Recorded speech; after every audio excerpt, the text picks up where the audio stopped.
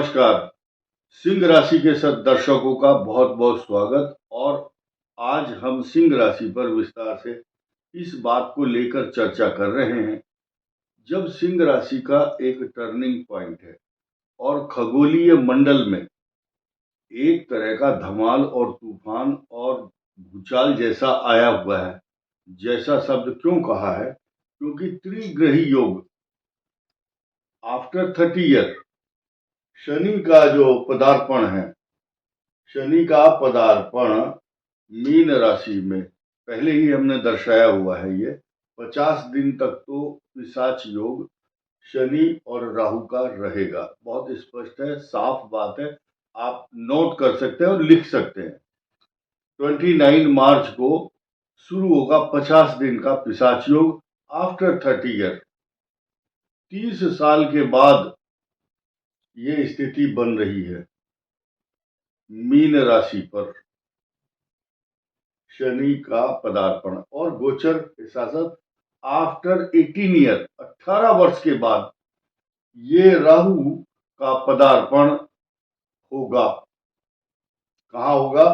कुंभ और सिंह राशि, ये दो इफेक्टेड होने वाली है, इसलिए इनका बहुत निकटतम रिश्ता इस राशि से होगा।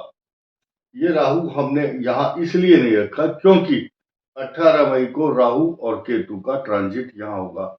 सिर्फ 3 बातें सुनने को मिलेंगी आपको इस वीडियो में। नंबर 1, किन किन ग्रहों का ट्रांजिट कहां कहां हो रहा है और सिंह राशि का उसके साथ क्या रिश्ता है, तथा सिंह को क्या प्रॉफिट और क्या लॉस होने वाला है। इसके अलावा जिस जिस ग्रह का साइड इफेक्ट आपको होगा उसके कुछ उपाय बताएंगे।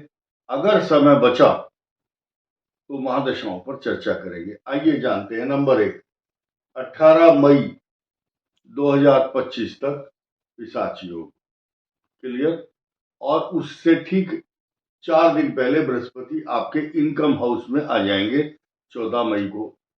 स्पष्ट है, और ये आपका आमदनी का स्थान है। रिसोर्सिज ऑफ इनकम, हेल्थ, बड़ा भाई तथा 50 और स्थान ऐसे हैं जिनको ये कवर करता है अकेला बृहस्पति। और ये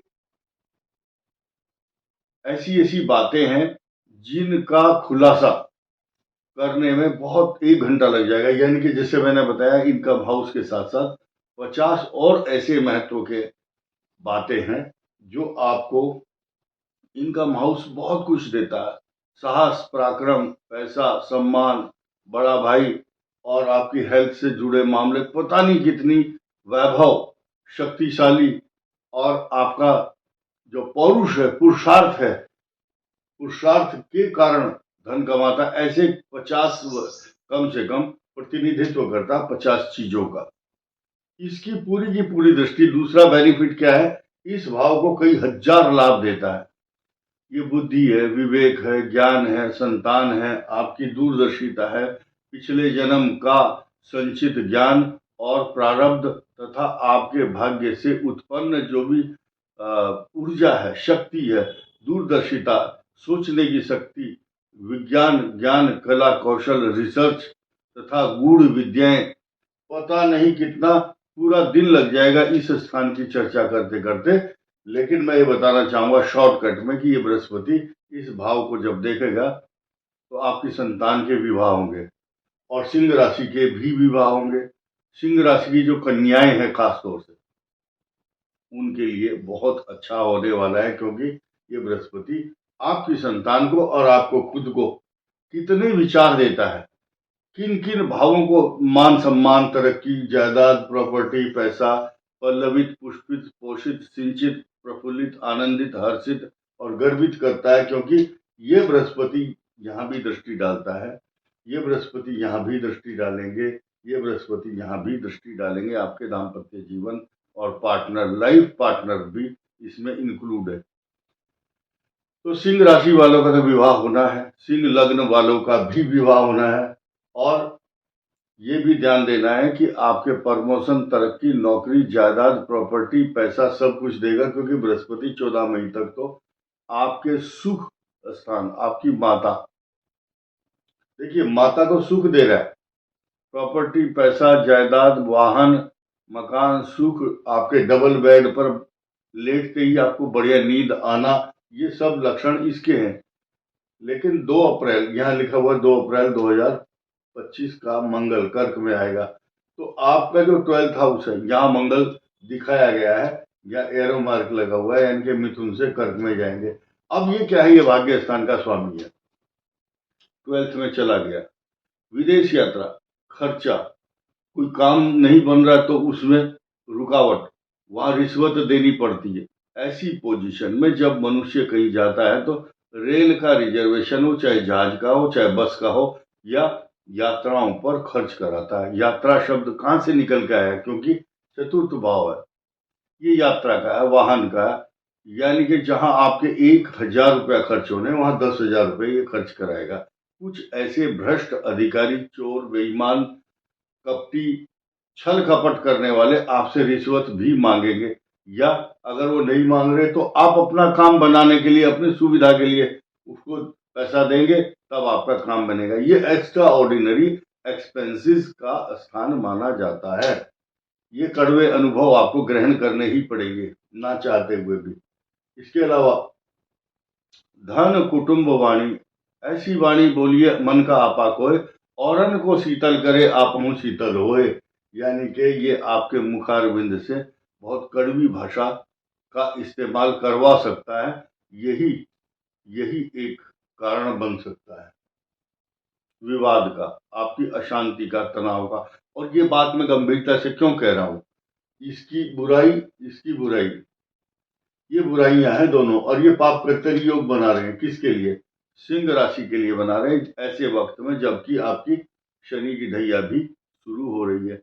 आपको यहाँ एक बात इग्नोर बिल्कुल नहीं करना, ध्यान से सुनना, कि मैंने इसकी प्रशंसा की, बृहस्पति अपने घर को ही देख रहा है, क्लियर। उसके बाद फिर ये जो शनि है, ये भी बुद्धि स्थान को देख रहा है, लेकिन इसके शनि के द्वारा दिए गए साइड इफेक्ट नहीं होंगे, क्योंकि ये समभाव है। सारी दुनिया को भले ही ढैया कोई कष्ट दे सकती है, क्योंकि अब कर्क राशि ढैया से निकली है, वो बड़े पीड़ित रहे हैं 2.5 साल, लेकिन यही ढैया अब सिंह पर आ रही है, तो ये 2.5 साल जिस तरह की बुद्धि मलिन आपकी करता है ग्रह, जब ग्रह खराब होता है, ढैया आती है, तो घड़े के अंदर थाली ढूंढने की कोशिश कर रहा है। थाली का साइज बड़ा और घड़े का मुंह इतना सा छोटा, उस थाली को ढूंढने के लिए घड़े में हाथ दे बैठता है, यानी कि उसका विवेक इतना शून्य हो जाता है, और अशांति, भ्रम, इसको मति विभ्रम बोलते हैं शास्त्रों में, यानी कि मनुष्य की जो मति है वो ऐसी हो जाती है संदेह पूर्ण, कि कहीं मेरी थाली इसमें तो नहीं रखी। ऐसे ऐसे सामान, कई बार चश्मा खुद लगाया हुआ होगा आंखों पर या माथे पर इस प्रकार से, और उसी चश्मे को ढूंढ रहा होगा अपने बिस्तर के आसपास। तो ये भ्रम है, इसका नाम है साढ़े साती या ढैया के लक्षण। अब नई बात हम जो करने वाले थे उस पर भी आ जाते हैं। फिलहाल और पॉजिटिव चीज समझिए कि ये जो बृहस्पति है, ये आपके वाणी स्थान को देख रहा है, लेकिन यहाँ शत्रु राशि में बैठ करके शत्रु राशि को ही देखता है। तो ये तारीख हुई आपकी ये 18 मई से 4 दिन पहले। तो जिस दिन राहु यहाँ आ जाएगा, आपके केतु और राहु का जो संचरण संक्रमण होगा आपकी सिंह राशि के लग्न और सप्तम पर 180 डिग्री आएंगे, और इनका शुभ प्रभाव आपको देखने को भी मिलेगा। क्योंकि जैसे ही केतु या राहु आते हैं, केतु और राहु बड़े शातिर और चालाक, चतुर, बुद्धिमान, छल बल कपट से ये न के न प्रकारेण अपना एनी हाउ मेरा काम होना चाहिए, बाकी दुनिया कहीं भी जाए, ये सिद्धांत है केतु और राहु का। यही कारण है इस संसार में जिसके लग्न में यहाँ केतु या राहु बैठे हैं, वो बहुत स्मार्ट आदमी होगा, अपने पत्ते कभी नहीं खोलता, अपनी योजनाओं को बड़ा गुप्त रखता है। इस हाथ से काम करता है तो लेफ्ट वाले को पता नहीं होता। ऐसे व्यक्ति योजनाबद्ध तरीके से काम करते हैं, अपने उसी घर में रह रहे हैं, उसकी पत्नी को खबर तक नहीं होती कि वो क्या करने जा रहा है, अगली प्लानिंग, अगली चाल क्या होगी शतरंज की। शतरंज की जो चाल है वो नहीं बताता।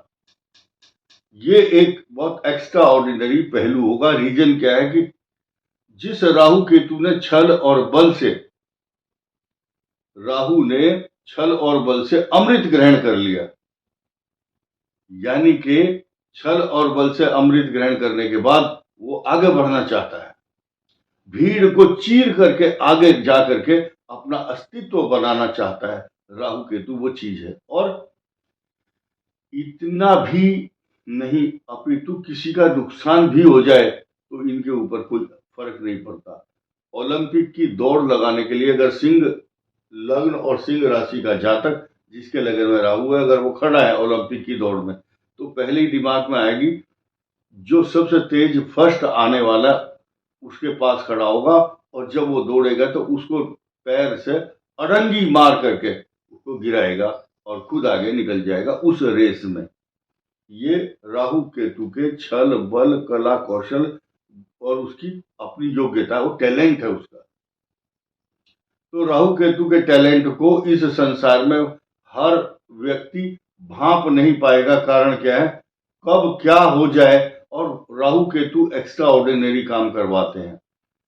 उस व्यक्ति के खानदान में ऐसा एक्स्ट्रा ऑर्डिनरी काम किसी ने नहीं किया होगा जो वो कर सकता है। ये राहु केतु की जो पोजीशन है अब आने वाली है सिंह और कुंभ पर। देव, वो जो लोग होते हैं they are self made person, कभी किसी के सामने हाथ नहीं फैलाते, गिड़गिड़ाते नहीं है। उनको पता है मैं अपनी स्पीड से चलूंगा, मेरी तौर तरीके अलग हैं।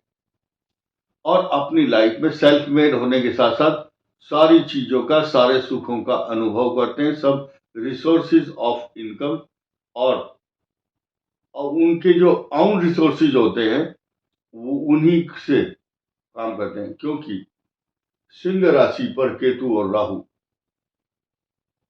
एक्स्ट्रा ऑर्डिनरी, यानी कि सिंहिका नाम की राक्षसी है जिसका पुत्र है राहु।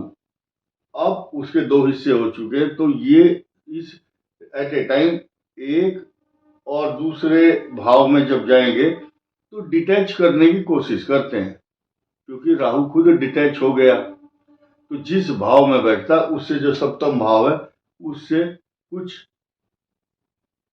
मतभेद रहते हैं, यानी कि सिंह और कुंभ के जो दाम्पत्य जीवन है उसको इफेक्ट करेंगे। इसका उपाय भी बताऊंगा मैं आपको।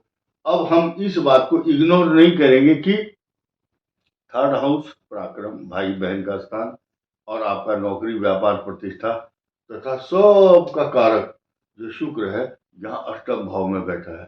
अष्टम भाव में सुख भी देता है, आयु भी बढ़ाता है, और शनि भी आयु वृद्धि करता है। इन दोनों का जो ट्रांजिट है इस 50 दिन के बाद भी बना रहेगा। इसलिए हेडिंग दिया है त्रिग्रही योग, 3 ग्रहों का योग है। लेकिन इस 50 दिन की यात्रा समाप्त करने के बाद शुक्र की यात्रा शनि के साथ लगातार जारी रहेगी, और राहु अपना पदार्पण, अपना ट्रांजिट कुंभ राशि में करेंगे 18 वर्ष के बाद। और 30 वर्ष के बाद शनि आयु की वृद्धि, धन और समृद्धि तथा ज्ञान विज्ञान कला कौशल गूढ़ ज्ञान देने के लिए आपको सिंह राशि को ढैया के रूप में आ रहे हैं, और ये लोहे के पाए पर शनि आपका आएंगे। अब मैं आपको उपाय बताने की कोशिश करता हूं। उपाय क्या है, राहु अगर कष्ट दे रहा है कुंडली में या अब देगा तो क्या उपाय करना है, चौमुखा दीपक जला करके, अगर अकेले हैं तो अकेले दीपक की परिक्रमा करें, और ये काम अमावस्या को होना चाहिए। और अगर आप पति पत्नी के बीच में सामंजस्य ठीक नहीं है तो उस समय आपको चौमुखा दीपक जलाकर, उपाय हम इसलिए नहीं बताते कि लोग ना भ्रम में फंसते हैं और उनको ये पता नहीं चौमुखा क्या होता है, फिर कमेंट करेंगे, फिर मैसेज करेंगे आपने उपाय बताया था अब बताओ। इसलिए राहु के उपाय या तो गूगल में देखिए, अगर शॉर्टकट में समझना है तो चौमुखा दीपक जला के सरसों का अमावस्या के दिन उसकी परिक्रमा।